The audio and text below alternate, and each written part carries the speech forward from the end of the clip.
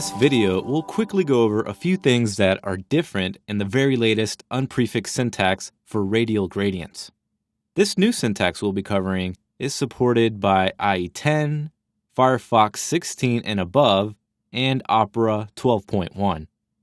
Like with linear gradients, we can still create a basic radial gradient with 2 or more color values. And the color stop position, shape, and size values have not changed in the new unprefixed syntax, but their order of definition has changed. So they've been sort of rearranged. So whereas in the prefixed syntax, the value order is position, comma, shape, then size, followed by the color stops, the order of the new syntax is shape, size, the keyword at, then position, and the color stops. With the new at keyword, we can change the position of the gradient. So for example, let's first define our gradient here as a circle. Then we'll type at right, then a comma. So we'll refresh this and we'll see how this positions the origin of the gradient on the right side, and it's vertically aligned to the center. And we could also use the value at top, which then positions it top center.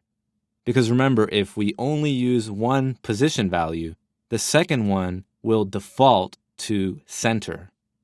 But we can still use 2 position values, for example, top right, which then positions it at the top right corner of our circle. So we've defined the shape first and added the new at position value. We'll now need to add the size value after our shape value. So let's make it farthest side, and we'll change the position values here to at 30% and 15%.